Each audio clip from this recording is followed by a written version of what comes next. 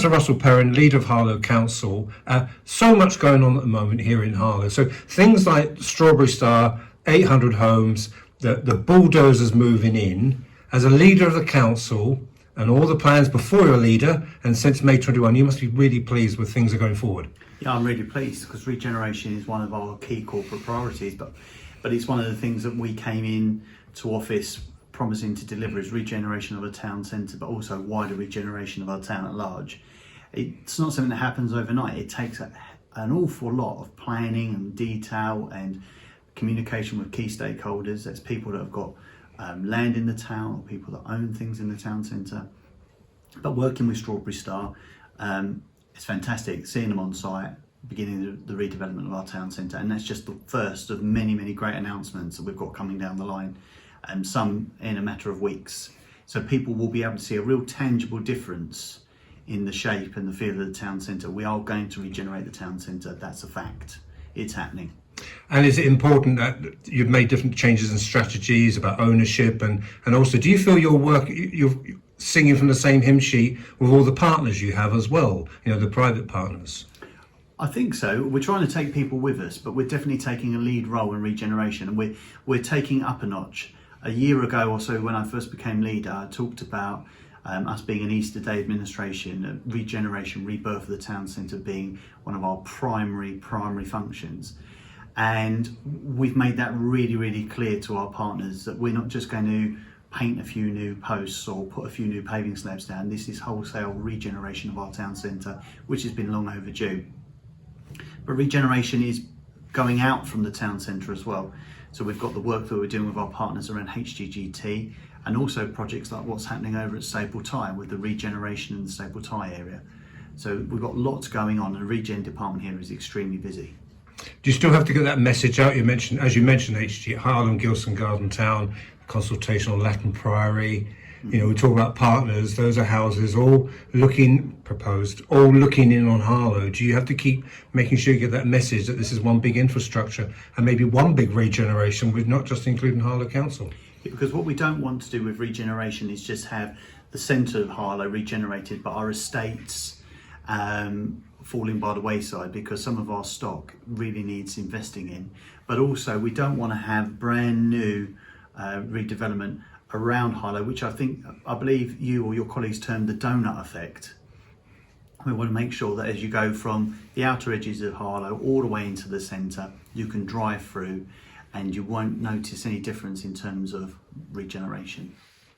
Is it hard though, with what you're trying to do as a district council and your partners, looking at the national scene, looking at the Chancellor's statement last week, there must be awful pressures coming down the line. Now here we are in November, but are you facing them now and then when you have to present your budget later on in the civic year? There's always been pressures ever since I've taken this job on board. It's not been easy. You don't just sign a piece of paper and kill the spree. It happens.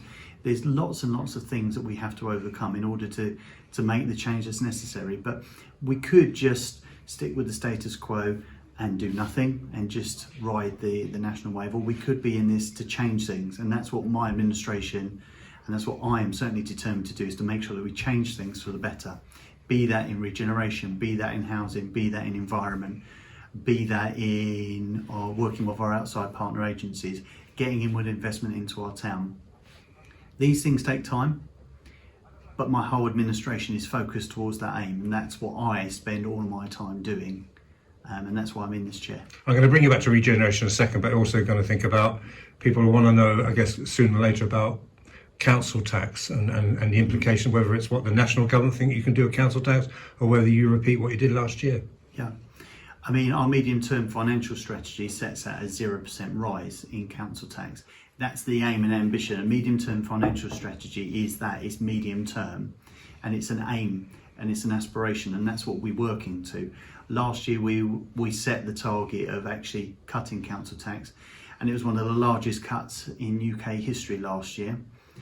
Some households receiving up to £200. But I want to make the distinction really clear. We are only in control of the Harlow precept. But I've always been very clear that we should do what we should make changes over things that we are in charge of. We are in charge of the Harlow precept of council tax. And so if we can keep council tax down, we should try to keep council tax down. I can't account for other authorities or what the government's doing, but I can account for what I'm doing. And our aim and ambition is to try and keep council tax as low as possible.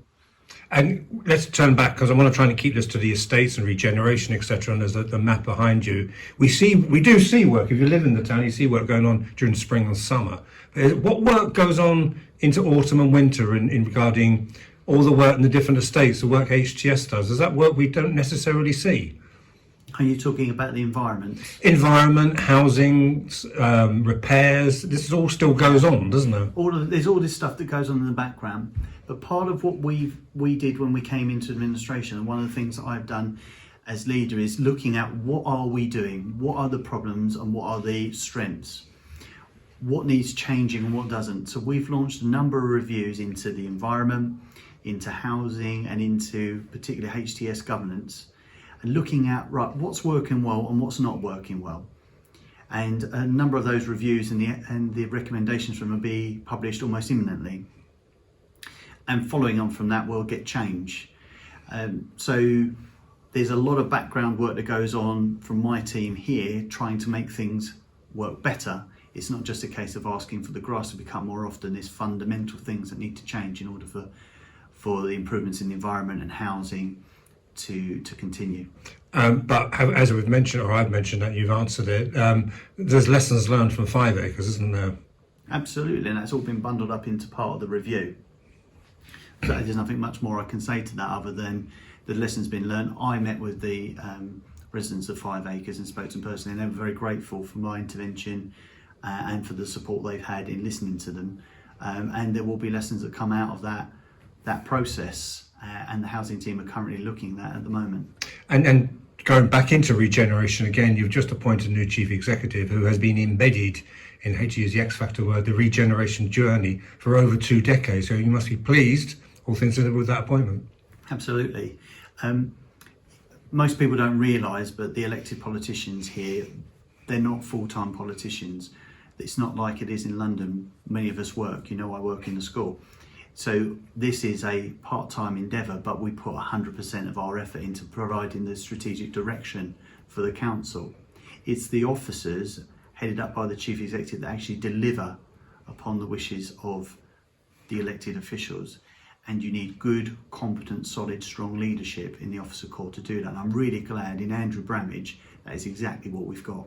Because he is somebody I have interviewed in car parks. I've interviewed in Nortel. You can see it on YouTube. You're the type of person who is, as I said, you've interviewed in Nortel car parks. And we know what that is now. It's Cal Park. It's a science park. So he has seemed... And so is that what you're looking for or looked for, is somebody who is absolutely in tune with the whole regeneration agenda of Harlow? We're looking for somebody that's in tune with the regeneration agenda in Harlow, yes. We're looking for somebody that can deliver, and Andrew's got a long history of delivery, outstanding delivery.